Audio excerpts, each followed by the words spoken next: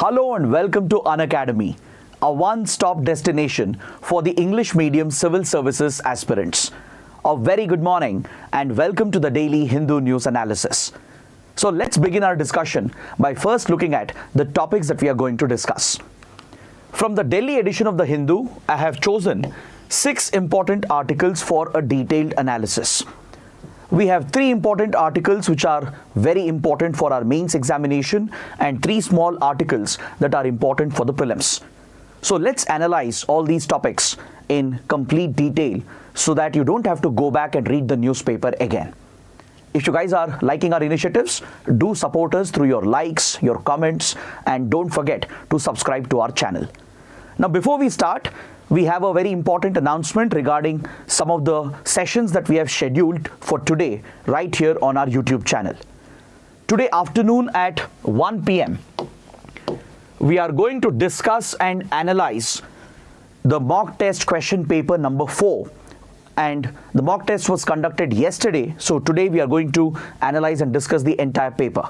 So especially if there are 2024 and 2025 aspirants, do watch the session without fail. It will help you practice through MCQs. Next, as part of the last lap series, through which we are providing a quick revision of the important topics right before your prelims, today I'll be taking up a very important session covering some important reports and organizations which can be very, very important for your prelims exam. So do join me live at 7 p.m. today and ensure that you don't miss this particular session. So with this, let's get started with the analysis of the Hindu newspaper by looking at the first article, that is from page number 10. This article is essentially comparing the first past the post system, FPTP, with proportional representation system. In the backdrop of the recently concluded general elections and the final results that were announced, the Hindu is carrying out an analysis of the 2 election models which are often used in democracies around the world. Now, if you look at India being a parliamentary democracy, we follow the FPTP system, first past the post system.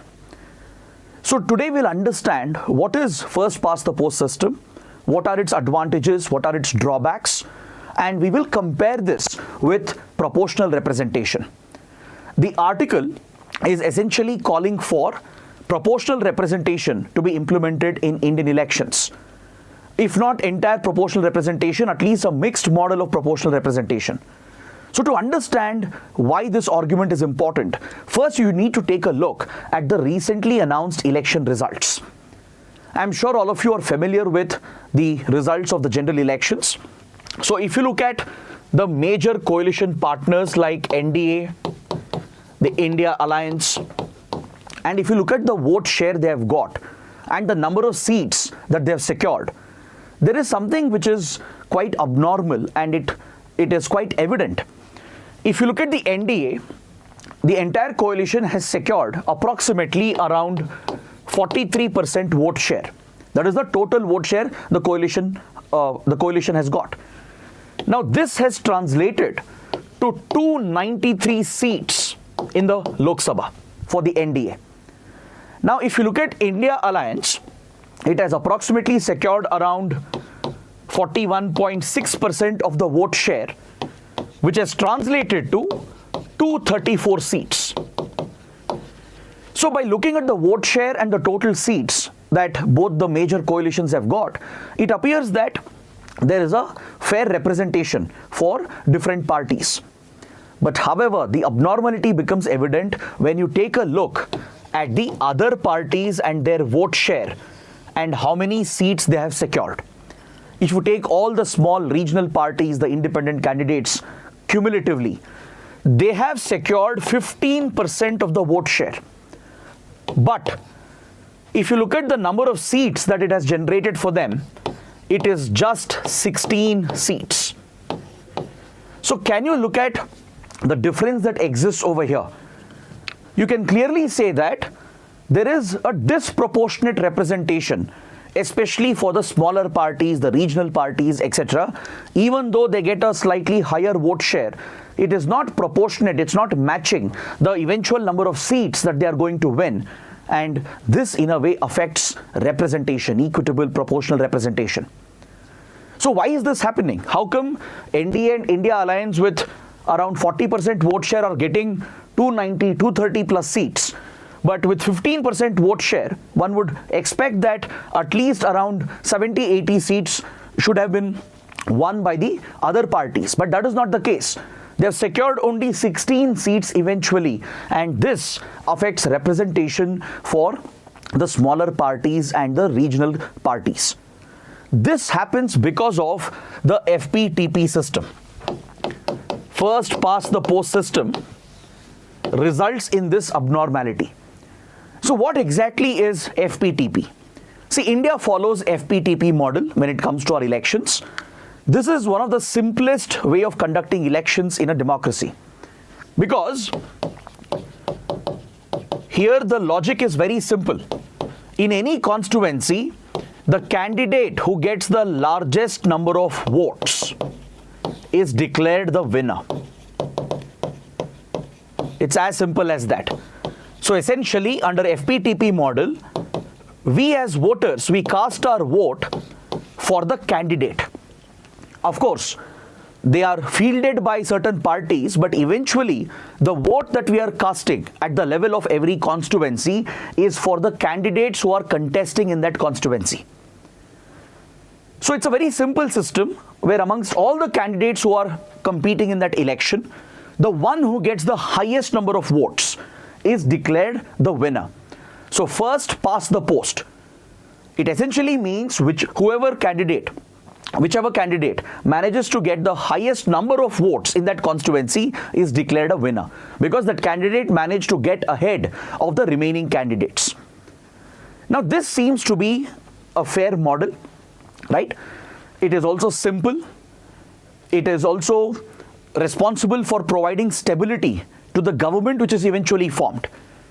Because when FPTP model of elections is implemented in a parliamentary democracy, it will ensure that a majority government can be easily formed, because the candidates who are getting elected, even with a lesser vote share, they can still win the election. Let's say in one constituency, the lead candidate has got maybe just around 35% vote share. But still, the candidate is the winner. The candidate wins that seat for the party. So cumulatively, parties will get a lot of seats even though their vote share is relatively lower. And as a result, it's easier for a single party or maybe a coalition to form a majority government. And this provides stability as well. In any democratic setup, ensuring a stable government is also equally important. So FPTP has all these advantages. The advantage is that it's a simple model and it ensures that it's easier to form a majority government and provides stability for the next 5 years. But the biggest drawback of FPTP is that it does not provide equitable representation. It does not provide proportional representation. What about the other candidates who also secured a decent vote share? What about other parties which also secured a significant vote share, but that does not translate into seats in the Lok Sabha? So this, in a way, is taking away representation for a large percentage of our electorate. They might have cast their vote for a certain candidate, for a certain party, but eventually their votes don't get reflected, don't get represented in the parliament. The one who secures the maximum votes in a constituency gets elected, and cumulatively the larger parties will be able to secure the majority. And even though it provides for stability, it does affect representation. So this is where the PR model is advocated, proportional representation model. In the PR model, usually voting is done on the lines of the party. Instead of voting for a candidate, votes are cast only for parties at the constituency level. A party list is maintained at the constituency level, and in PR system of elections, where there is proportional representation, the vote is cast by the voter in favor of a certain party instead of a candidate. So eventually, this leads to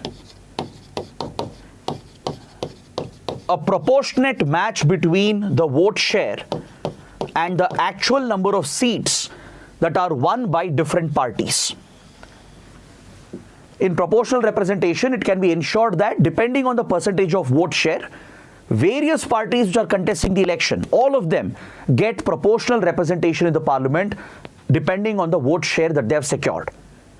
Now, for example, let's say under FPTP model, if you look at Indian elections, for example, look at the first 3 Lok Sabha elections, which were won by the Congress-led governments, which was headed by Nehru. In the first 3 Lok Sabha elections, if you look at the vote share secured by the Congress, it was just around 45 to 50%, around 50 to 54% in the first 3 Lok Sabha elections. But the number of seats the Congress had in the first 3 Lok Sabha elections was 75% of the parliamentary seats. So it was clearly disproportionate. The number of seats Congress got in the first 3 Lok Sabha elections compared to the actual vote share was disproportionate.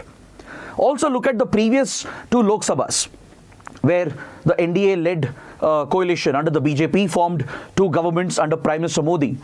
The vote share was somewhere between 35 to 37%, but they had more than 300 seats cumulatively.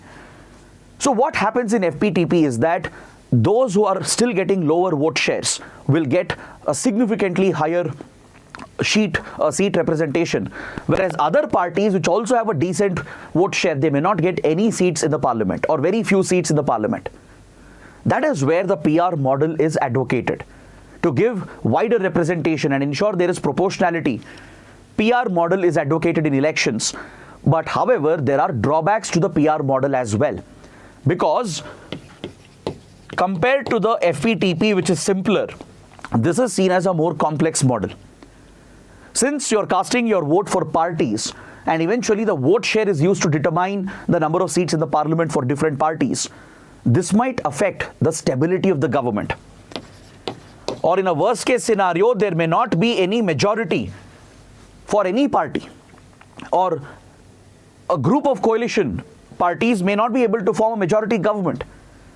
So this might become a drawback, and this could affect the stability of the government which is formed. So this remains a concern with proportional representation. But however, the writer says that these challenges can be overcome.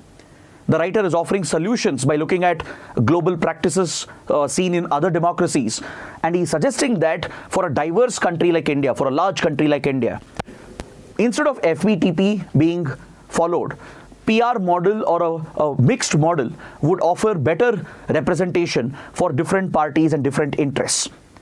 Yes, there is a drawback here. The drawback is there may not be a single party which gets majority, or it might even be difficult to form a coalition government in such a scenario, because there would be many small regional parties which would also get seats in the parliament. So it becomes more difficult to form a stable majority government. So stability in the democracy could get compromised. But this could be addressed through some of the solutions that are available in some other countries. If you look at the models, compare the models followed in other countries, there are solutions available. For example, there is a minimum threshold which is set. There is a minimum threshold of votes. A minimum vote share is set as a threshold for a party to get seats in the parliament. Usually, this is in the range of 3 to 5%. For a party to get seats in the parliament under the PR model, it would have to secure at least 3 to 5% of the vote share, and depending on the proportional representation would be allocated seats in the parliament. So this will ensure that the minor small parties and the independent candidates can be eliminated from the process. This is one of the solutions through which the problem can be overcome. You can ensure that a minimum threshold is set, and only those parties getting above 3 or 5% vote share, only they are given proportionate number of seats in the parliament. There is one more serious drawback with the PR model. The other major drawback with the PR model is that this could lead to voting on the basis of religion, on the basis of caste, on the basis of language, etc. Because in certain regions or in certain constituencies, there might be few communities which are more in number, maybe religious minorities or a majority religious group or caste-based groups or even linguistic groups, regional linguistic groups. So when they're casting vote in the name of a party, under the PR system, the problem is that this could encourage the tendency of casting vote on these lines, on the lines of religion, caste, language, etc. Now you might argue this still exists under FPTP as well. You're right. But the overall impact is lesser under FPTP because eventually it is the candidate who has to win for the party. Here, if parties can attract votes easily in the name of religion, caste and linguistic divide, this further widens the social divide as well. But here as well, the writer says the threshold can be a solution for this problem. If you are setting threshold levels, then even if a certain religious group or a certain caste or a certain linguistic group are voting as a bloc for a certain party, the threshold will ensure that such tendencies are arrested at the constituency level itself. So of course there are advantages in both the models. There are drawbacks as well in both the models. So what should be the way forward? And what is the global context? What are other countries doing? So let's take a look at this. If you look at Western democracies like United States, UK and even Canada, they all follow FPTP, first past the post, quite similar to India. If you look at presidential democracies like Brazil or even Argentina, these presidential democracies, they follow a complete proportional representation system. But apart from these countries, there are few countries which are following a very unique model called MMPR, Mixed Member Proportional Representation. Since there are drawbacks in both FPTP and proportional representation, and since there are advantages in both, the writer is suggesting that MMPR provides the best of both the worlds. And some countries have already implemented such a model. Now, there are few parliamentary democracies as well, which follow proportional representation, such as Belgium, for example, South Africa, Netherlands, and even Spain. These European democracies, they are parliamentary democracies like India, but even they are following proportional representation. So there are certain democracies like US, UK, Canada having FPTP, presidential democracies like Brazil, Argentina having proportional representation, European parliamentary democracies having proportional representation. So there is of course no single right answer here, but given that there are drawbacks and advantages in both the models, the best of both the worlds can be drawn and implemented as a mixed model. This mixed model is popularly known as MMPR, Mixed Member Proportional Representation. Are there any countries which have tried this model? Yes. Germany, for example, and even New Zealand. These two democratic states, they have implemented the MMPR model. So what happens in a MMPR model is that a few seats will continue with FPTP model. Few seats will implement proportional representation. If you look at Germany, for example, the total seats that are there in the German parliament, almost 50% of it is kept for FPTP voting, where the candidate getting the maximum votes compared to the others will be declared the winner, and accordingly those parties will get seats in the parliament. For remaining 50% seats, there is proportional representation in Germany. In fact, those seats are apportioned to various parties to ensure that all the major parties have representation. But to filter out the minor parties, there is a threshold. Around 4 or 5% of minimum threshold is set for the vote share. Any party securing more than the threshold will be given representation in the German parliament. So it's a combination of the two worlds, the best of both the worlds has been brought in through the MMPR system in Germany. New Zealand follows a similar model. Certain number of seats are kept open for FPTP system of voting, where voters cast vote for the candidates. Few seats are for proportional representation, where parties are given the representation, and there is a threshold to ensure the smaller parties are filtered out, which provides stability as well. So this brings in better representation and at the same time provides stability. It gives representation for smaller parties as well, ensures that based on vote share, proportionate number of seats are allocated for various parties, and provides for stability because now it would be easier to still form a stable government. Germany, New Zealand are classic examples. They've had stable governments for a very long time. So the writer is suggesting that India should possibly experiment with the MMPR model. Now, are there any recommendations in this regard in India? Yes. The Law Commission of India, in its 170th report, which was brought out in 1999, that dealt with electoral reforms, it had recommended an experiment by using the MMPR model. The Law Commission had recommended that maybe a certain percentage of seats in the country can be used for proportional representation, while in the remaining seats we continue with the current model. See, for example, in the coming years, we will see a delimitation exercise after 2026. A delimitation exercise is supposed to be conducted to redraw the boundaries of our constituencies. This delimitation will be based on census data. This census has not happened. It was supposed to happen at the end of the last decade, but the Modi government had delayed it. So whenever the next census happens, and eventually the delimitation will also happen post 2026, until now we have used population as the only criteria to determine the size of the constituencies. But this has become a contentious issue between the more populated states and the states which have achieved fertility control. If you look at states like, let's say, Tamil Nadu, Karnataka, Maharashtra, their complaint is that larger states like UP, which have a higher population, which have failed in fertility programs, they have higher population, and as a result, during delimitation, they end up getting more seats in the parliament.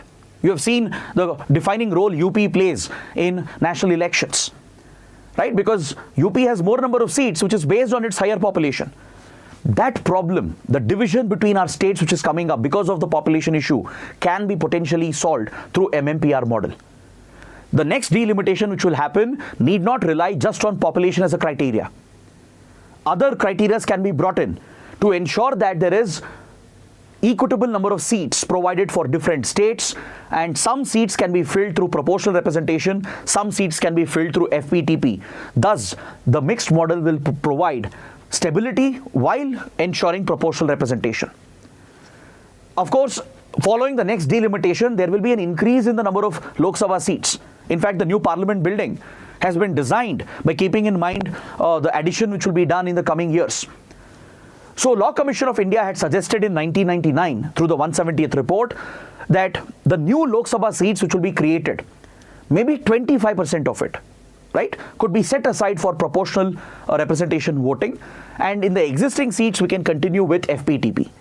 This mixed model will provide the best of both the worlds. Understood?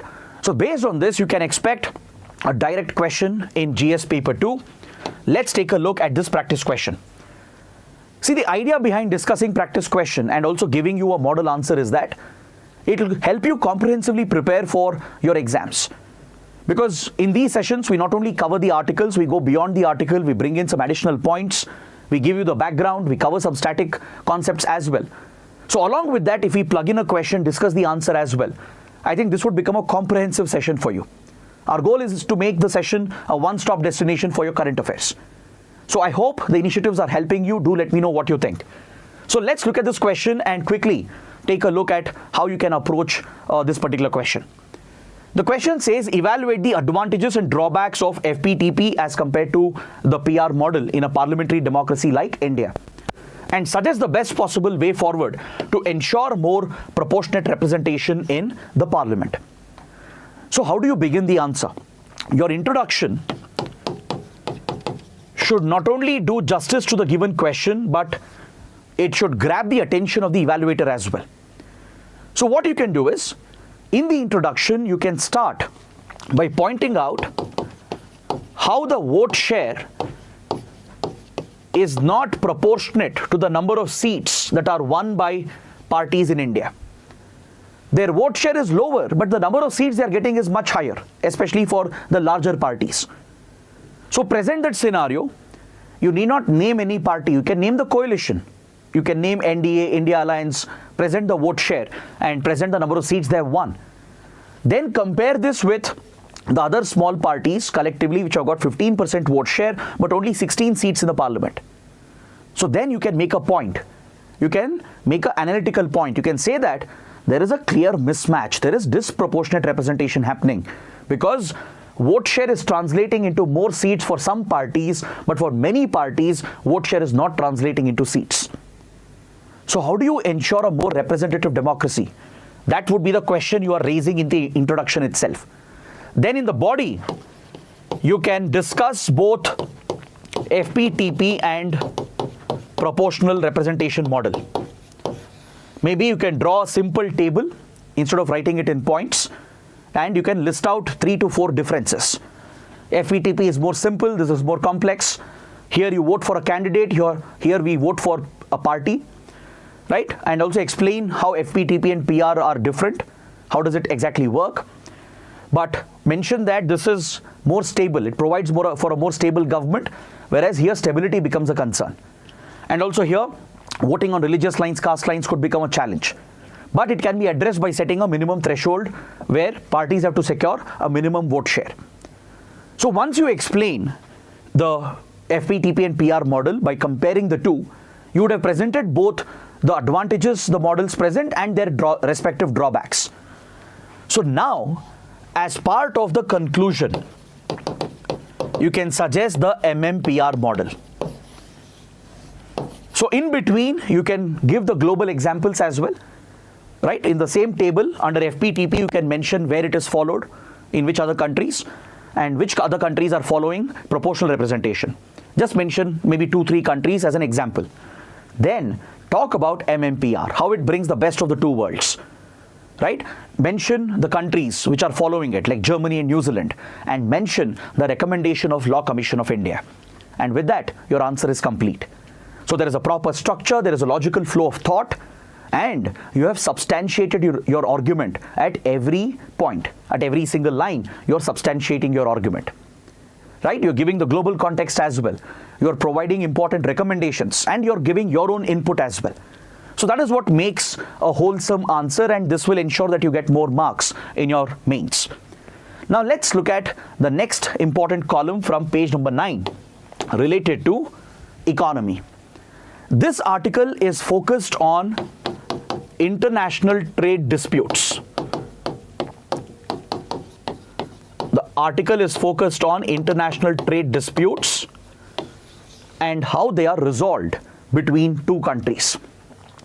See, currently we have a multilateral organization called the WTO, World Trade Organization, that was established in 1995.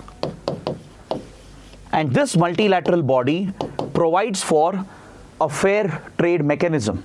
It creates a level playing field for all countries to ensure that there is fair trade and equal trade opportunities for all the countries. But however, the trade policies of certain countries, their tariff policies and other related policies could affect the interests of the other countries. Some countries might resort to unfair trade practices. They might deliberately increase the import duties, import tariffs to create a restriction when it comes to imports into their market. They might try to target imports from a specific country by unfairly raising the duties and tariffs, which could become a restriction, a market restriction that would limit access to their market. Or some countries might provide excessive subsidies to their domestic producers and manufacturers to give them an unfair advantage in the global market. So WTO deals with these issues, these complaints that come up. And there is a dispute resolution mechanism as well available under the WTO. Is that clear? Under WTO, these trade disputes can be settled, but this takes the route of litigation. There is a litigation route available. You can approach the WTO dispute resolution mechanism and the WTO appellate body. See, today appellate body has become defunct. Since 2019, it has not been functioning. But the dispute resolution mechanism at the WTO has been a platform to resolve any trade dispute that comes up between two partner countries. But however, litigation may not always be the correct option because it only increases tensions between the two countries. Because any legal battle turns out to be hostile eventually, right? If you've ever been involved in a court case, right? If you have ever taken the litigation route, you would know that you're directly pitted against the opponent. So that only breeds more tensions, more hostility, affects the broader trade relations between two friendly countries as well. So that is why today countries are trying to bilaterally resolve some of the trade disputes, apart from using the platform given by WTO. There are instances where countries might have filed cases against each other at WTO. They have taken the case towards litigation, but these litigations will drag on, right? For every case, there will be a counter case by the other country, and for many years, the cases drag on. And instead of letting these issues affect the broader relationship, what many countries have done is that they have found bilateral diplomatic solutions. Bilaterally, they have negotiated with each other, used the good relationship they have to address the issues through negotiations, through diplomacy. So this is where a term called litigation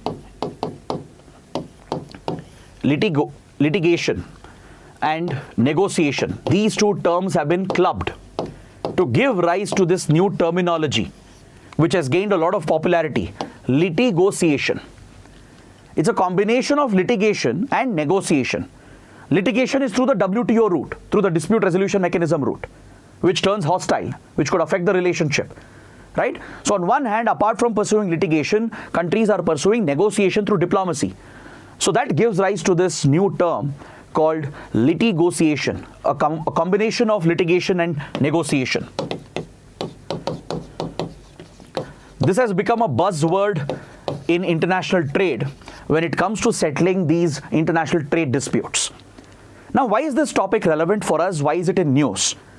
It's because of the trade disputes that existed between India and US. See, India-US share a very special partnership. In fact, this relationship is called, it's termed as the defining partnership of the 21st century. The world's largest democracy coming together with one of the oldest and most stable democracies. So there is tremendous potential in this bilateral relationship. Today we have very close strategic relations spanning across several sectors and domains. But when it comes to trade between India and US, even though US is one of the largest trading partners of India, right? It's usually in the top two. If you look at the data for the last financial year, US was the second largest trading partner for India after China. And the best part is that India has a trade surplus with US, which means we export more to the US than what we are importing. So US is a very big market for Indian exporters, for Indian producers. So we can't afford to have any such trade disputes that could derail the trade relationship or that could affect the broader relationship. But between India and US, there were 7 major trade disputes that existed in certain specific commodities and specific sectors. We had a total of 7 trade disputes where cases were filed at the WTO. Despite having very good relations, very friendly diplomatic relations bilaterally, because we couldn't resolve these trade issues, both countries had approached WTO repeatedly and 7 major disputes were pending for more than 1 decade. But now, all the 7 disputes have been resolved through negotiations between India and US. Without relying on the WTO, without taking the hostile litigation route at the WTO, India and US have parallelly worked out a settlement between the two sides to resolve these trade disputes, and this creates a great opportunity for India and US to step up the trade relationship even further. This ensures that trade issues don't affect the broader relationship between the two. So the latest dispute that we resolved was related to poultry. Understanding this is very important. With regard to poultry exports from US to India, there was a major concern. As you know, US is a major exporter of poultry products. India is also a major producer, but we do import poultry products as well. The US was looking at India as a lucrative market, and it was looking to step up poultry exports into India.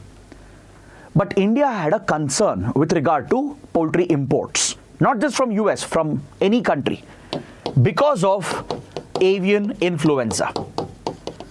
As new strains of avian influenza started breaking out from the last 15-20 years, almost a decade ago, India came out with a prohibition. India started restricting poultry imports by increasing the tariffs. We increased the import duty in the poultry sector to block or basically discourage poultry imports into the Indian market. So India did this on the grounds of sanitary, phytosanitary measures, which is permissible under WTO rules. In the interest of health, in the interest of protecting your ecosystems, in the interest of protecting human health and animal health from the spread of deadly diseases and pathogens, sanitary, phytosanitary measures can be invoked to create a trade restriction, which is acknowledged at the WTO as well. WTO provides for sanitary, phytosanitary measures, also abbreviated as SPS. So on sanitary grounds, you can restrict imports and raise the tariffs and block out certain imports. So India used this option, increase the tariffs on poultry imports, and India's objective was to ensure foreign origin avian influenza, the new strains that were coming up in other countries, they shouldn't enter India, because there could be a detrimental impact on human health, animal health, and on the overall environment in the country. So when India raised the poultry import duties, this was met with strong opposition from the US. The US criticized India and even dragged India to the WTO. At the dispute resolution mechanism at the appellate body, US filed cases against India, and initially the case went in favor of the US. The US argued that India was violating the international standards established by the World Organization for Animal Health. The US argued that India was not abiding by the global standards when it comes to poultry imports, and US poultry products were meeting the sanitary, phytosanitary standards as required by the World Organization for Animal Health.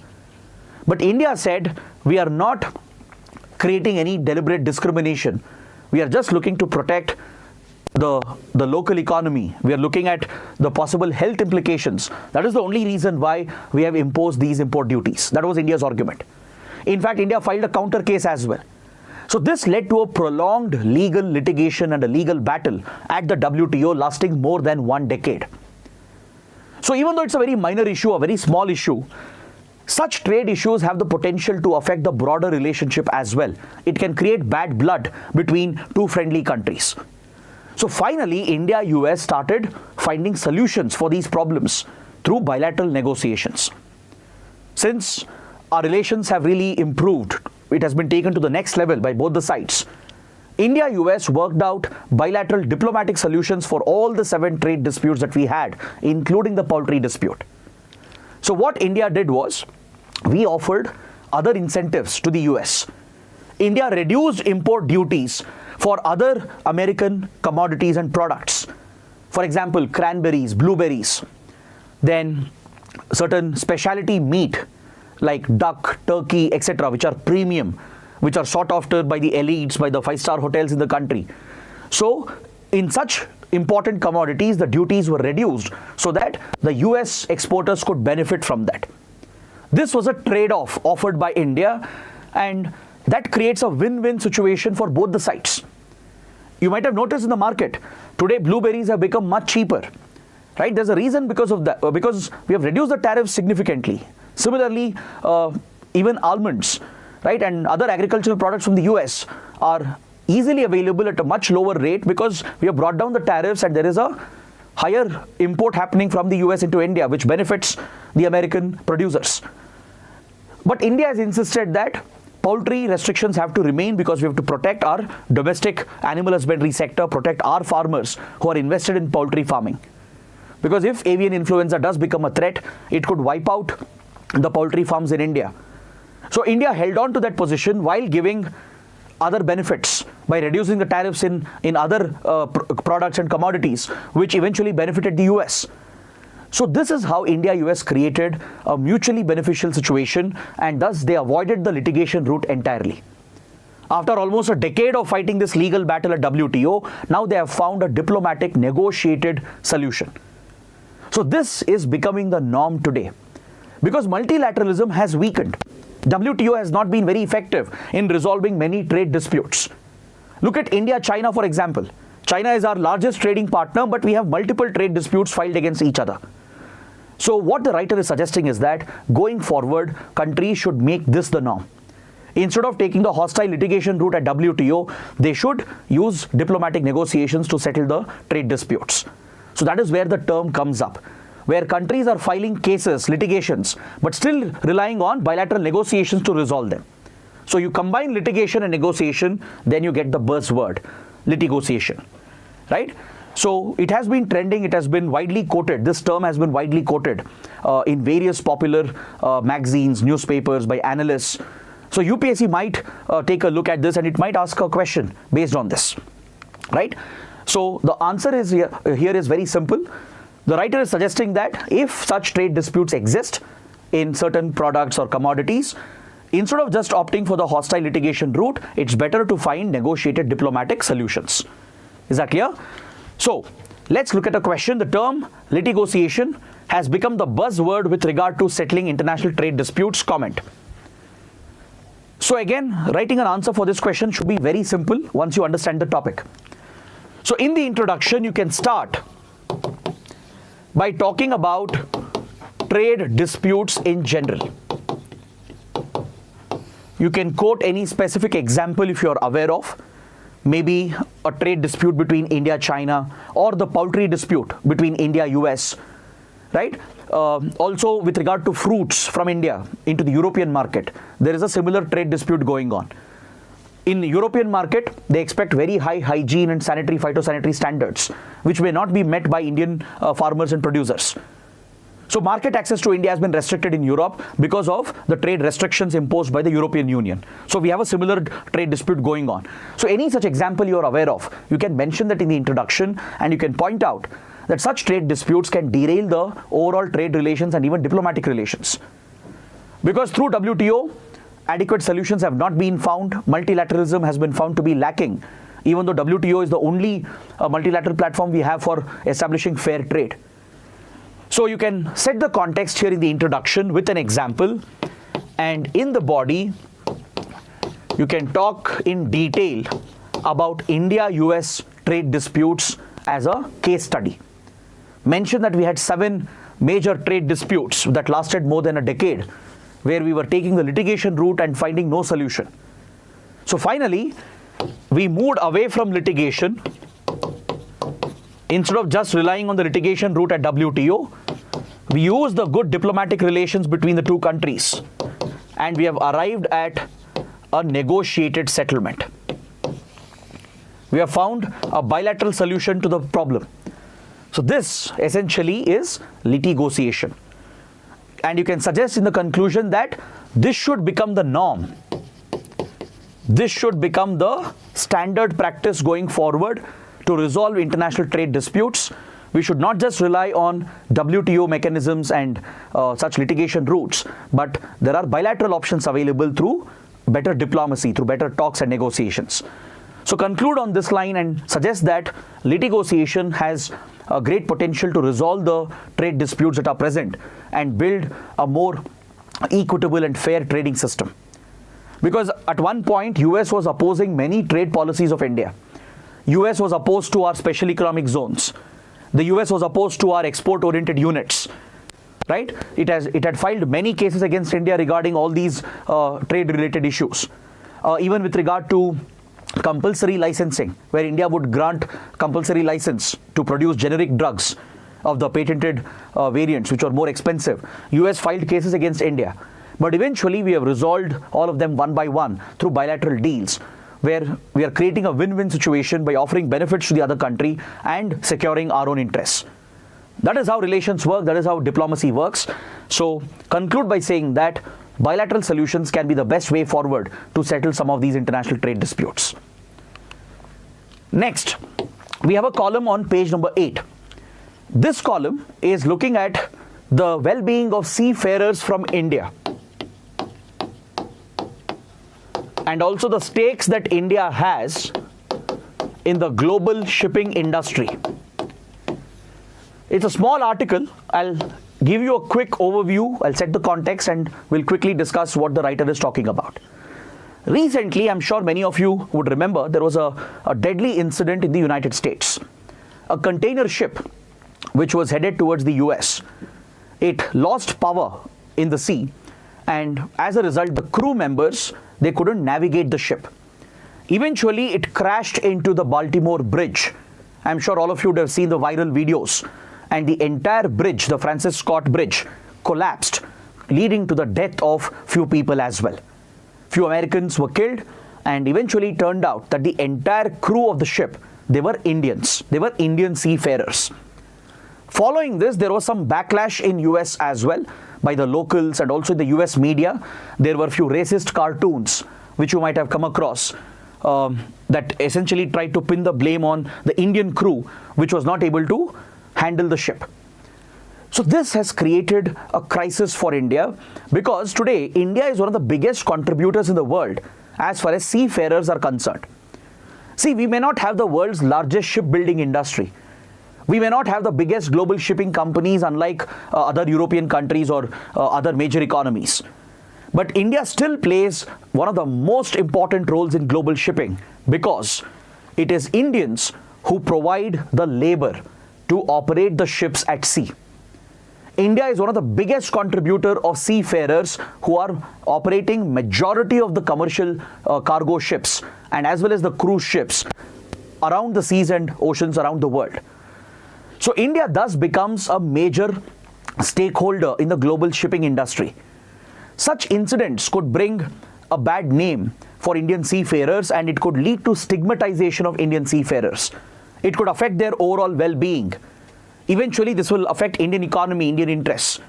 So that is why India showed a lot of interest to be a part of the investigation of the Baltimore Bridge accident. So right now, Indian officials are included by the US authorities as part of the ongoing investigation. In fact, US President Biden issued a statement as well, praising the Indian crew because the last-minute maneuvers they did ended up saving lives. And the US President was very clear, the intent was very clear, to ensure that India-US relations don't get affected by the anti-India sentiments that were getting built following this incident. So the concern here is about the overall well-being and safety of Indian seafarers. There have been many incidents where pirates have taken over commercial ships, or countries like Iran have detained cargo ships, and usually these ships are manned by Indian crew members. Today, the Indian seafarers are bringing a lot of remittances back into our country. Believe it or not, these remittances are the equivalent of 15% of our FDI inflow. That is the amount of money that seafarers are bringing in foreign exchange. This is very valuable for India, right? The contribution of our seafarers, because seafaring is a very hard job. You have to spend months together out at sea, away from your family, facing very hazardous conditions. Plus, you face many risks, from collisions to accidents to disasters, natural disasters, cyclones to tsunamis, to pirate attacks and other non-state threats. So ensuring the overall well-being and safety of our seafarers and protecting the image of the Indian seafarer is right now a priority for the Indian government. Because there have been such similar incidents recently where apparently Indian crew members get blamed. This is largely a racial outlash that happens in some countries, where if something goes wrong with a ship, the Indian crew members are blamed for it. So this would raise question on their training, their competency, their capabilities. And eventually this will affect the recruitment of Indian seafarers by the global shipping companies, right? So that is where India is trying to ensure that these incidents don't result in such a backlash.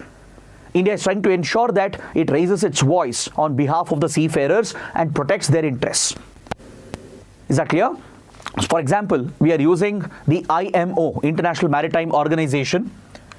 It is a key platform to highlight such issues related to maritime safety. So under the International Maritime Organization, there is a particular code, an international code, the Casualty Investigation Code. This code of IMO mandates that the concerned states, the interested state parties, can be part of a ship accident investigation. So as soon as the Baltimore accident occurred in the US, the Indian government was very proactive. India reacted immediately to ensure that Indian crew members are not blamed for the accident. The company might be to be blamed. Maybe they hadn't maintained the equipment, right? Adequate servicing was not done. That is what investigation will establish. But blaming the crew members and giving it a racial angle and stigmatizing Indian seafarers in general is not done, and India can't accept that. So India was very proactive. It worked with the US, with whom we have very good relations, and Indian authorities have been included as part of the ongoing investigation because we invoked this code, the Casualty Investigation Code of the International Maritime Organization. The IMO is a specialized agency of the UN. India is a key member. So we invoked this particular code. India is party to the code and said that we are interested in being part of the investigation because we are a substantially interested state. The entire ship was manned by Indians. So eventually India would be interested to investigate. So the US accepted this and it brought Indian shipping officials on board the investigation, which is still going on. So India needs to do more. We also need to ensure that the training schools that are there in India, which trains and prepares the merchant navy officers, we need to keep a quality check, right? With regard to training, the knowledge, the skills which are imparted to them, the capacity building which happens in India. We have to ensure that we are producing the highest quality seafarers and they can add value to the global shipping industry. That is something we have to ensure internally. But externally, India will have to be more proactive, look after the well-being and interest and the safety of our seafarers. In fact, the IMO has recently brought out one more code. It's part of the SOLAS Convention, Safety of Life at Sea. Safety of Life at Sea is a convention of the IMO, and under this there is a code called IP Code, Industrial Personnel Code, to protect the safety of industrial personnel or seafarers who are working at sea, especially those who are working at offshore facilities like windmills, oil rigs. To ensure their safety, security and well-being, the IP Code or Industrial Personnel Code is being adopted under the SOLAS Convention. It's going to come into force in few weeks. This will take effect from 1st July 2024. And India was one of the supporters of the IP Code, because there are hundreds, thousands of Indians who are working on board ships, who are not just manning the ships as crew members, but also acting as industrial personnel involved in offshore projects. So India is very proactive in this regard. So that is what you need to learn. Is that clear? There are direct economic interests, direct national interests involved in ensuring the safety well-being of our seafarers. Now coming to the prelim section, we have 3 small articles. We'll take a quick look and then we can end the discussion for today. This article from page 16 is from the Korean Peninsula, related to the conflict, the tensions between North Korea and South Korea. Between these two countries, there is something very interesting which has been happening, and I would like to bring this up to your notice. South Korea, North Korea, they are locked in a conflict from almost 7 decades. The Korean War dates back to the 1950s. Technically, they are still at war. All right. So for the time being, when there is a temporary truce, they have established a DMZ, a demilitarized zone over here. This is a demilitarized zone where both sides have withdrawn the troops, and they ensure that this is a zone of peace to ensure the conflict doesn't break out again. But there are always heightened tensions between the two, as South Korea has aligned with US and Japan, and North Korea has pursued nuclear weapons. It has built, tested ballistic missiles. It has been regularly launching spy satellites. So it has been very aggressive, not just against South Korea, but also against Japan and US. So this has become a common occurrence. So North Korea gets the backing of China and even Russia. Especially Russia has become dependent on North Korea. to ensure that it has sufficient stock of weapons and armaments in the Ukraine war, Russia has reached out to North Korea. North Korea has become a defense supplier right now to Russia. And in return, it's getting a lot of assistance, financial assistance from Russia. So with the backing of Russia and China, North Korea has propped itself, right? So this cold rivalry between the two has been going on from decades. Now, something interesting takes place between these two countries, which is very significant as far as geopolitics is concerned. They both engage in psychological warfare. They engage in war, psychological warfare. Apart from North Korea launching ballistic missiles and spy satellites, apart from North Korea trying to test nuclear weapons and South Korea conducting military exercises with Japan and US, apart from these military-led tensions, there is something else that the two countries do, which is to play on the psychology of both the sides. War is a key component of any warfare or any conflict. Every country does it. Usually, the intelligence agencies, the armed forces, they drive the psychological warfare campaign. It includes a spread of propaganda, misinformation, fake news to change the narrative, essentially, or to counter the propaganda of the enemy. So North Korea, South Korea have been engaging in such psychological warfare from many, many years. For example, South Korea would often spread or drop balloons or leaflets across the border into North Korea containing messages about democracy or containing criticism about the authoritarian rule in North Korea.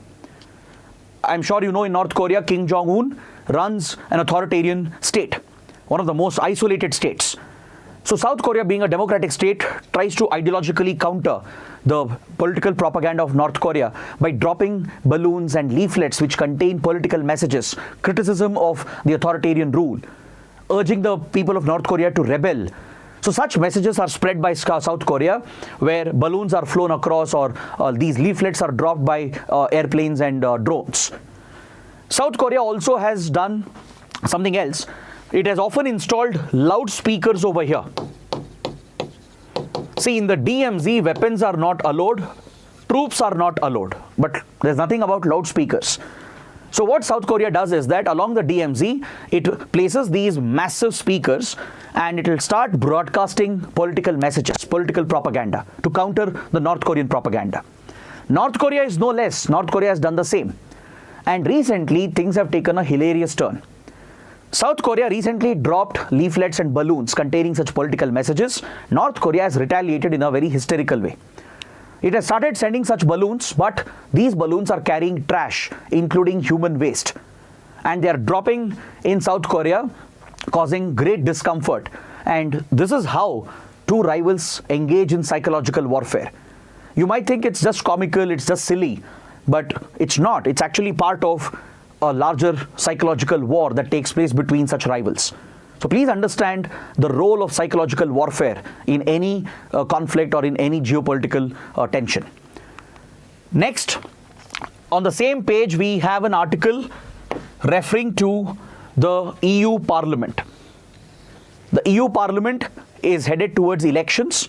Voting is taking place across the member countries of European Union, and understanding the role of EU Parliament is very important for our exams.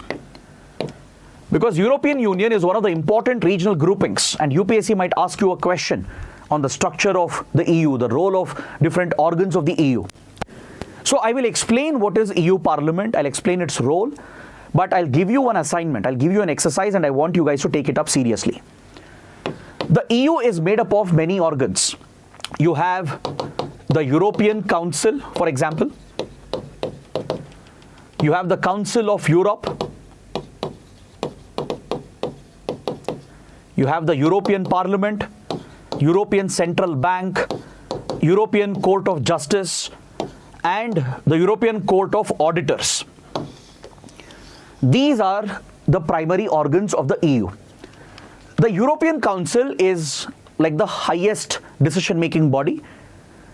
The Council of Europe is a legislative body where where it exercises legislative powers. It can pass bills. It has budgetary control over the budget of the EU, right? Then comes your EU Parliament, the European Union Parliament. The EU Parliament is a representative body where people directly elect their members, their representatives. Just like we elect MPs into the Indian Parliament, into the Lok Sabha, quite similarly, for the EU Parliament, when elections are held, from across the EU member countries, people cast their vote to elect their representatives who will represent them at the European Union Parliament. So there are two legislative bodies essentially. Just like we have a Lok Sabha and Rajya Sabha with distinct roles in the legislative domain, quite similarly in the EU, there are two legislative bodies, Council of Europe and EU Parliament. Council of Europe also has few legislative powers with regard to lawmaking, with regard to ratifying agreements signed by the European Union, with regard to approving the budget. Similar powers are shared with EU Parliament, where members are directly elected by the people across the European member states. Next, you have a central bank, a court of justice to resolve disputes between the members, a court of auditors, and you also have the European Commission, which is the executive arm of the EU. European Commission is the executive arm of the EU. For example, when India is negotiating with EU, right, the negotiation primarily happens with European Commission because that is the executive arm. European Council is the highest policy making and decision making body. These two are legislative bodies involved in lawmaking, ratifying agreements, in budgetary control.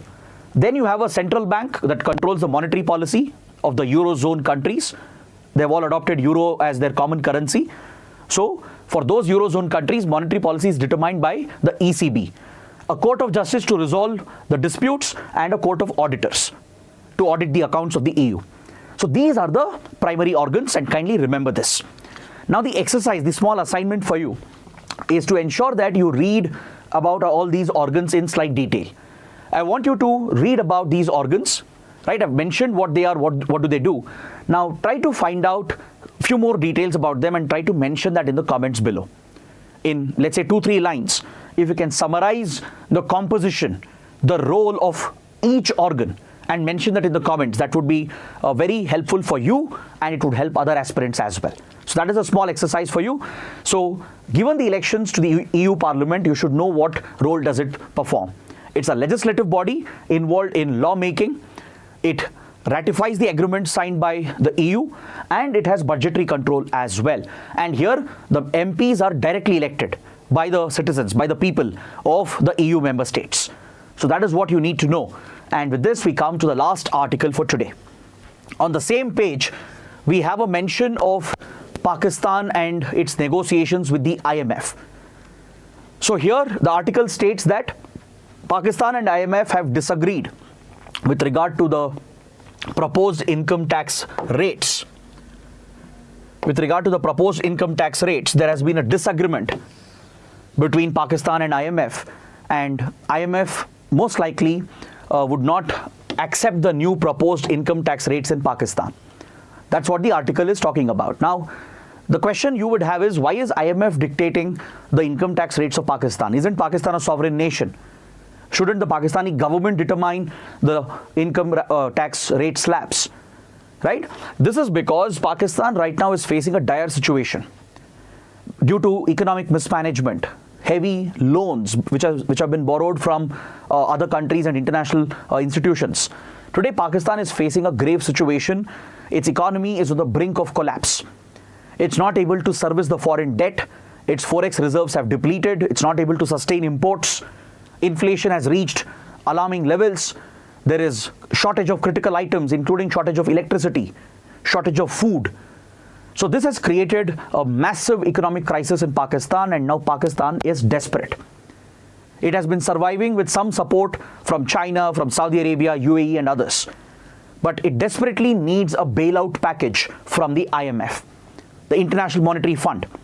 The IMF, which is one of the Bretton Woods institutions, provides such emergency funding or contingency funding to countries that are facing a liquidity crisis. For example, Sri Lanka recently went through a similar crisis, and it was IMF which bailed out Sri Lanka by giving a bailout package. India as well, in 91-92, we faced a BOP crisis, a balance of payments crisis, and eventually we took some support from the IMF. But problem is that when you take support from the IMF, it is conditional support. IMF will give you the required liquidity, the contingency fund, only if you initiate certain reforms. This will compromise the sovereignty of that nation. An international institution will dictate the economic policies, the reforms that need to be carried out, from taxation to valuation of the currency, right, to trade policy. Everything will be imposed by the IMF. Only if you follow those conditions, only then IMF will provide the bailout package. So Pakistan is facing at this scenario. Pakistan has proposed a substantial hike in income tax rates to increase tax revenue because the Pakistani government is running out of money. But IMF is against it. IMF believes in more progressive tax rates, which is often seen in developed countries. But Pakistan may not be able to meet this particular criteria. So there is a disagreement between the two.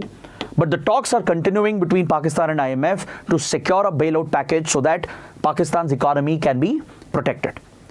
Is that clear? So this is a developing story. You need to keep track of this. So on this note, I would like to bring my discussion to an end. I hope you guys have liked the session, understood all the points that we have discussed.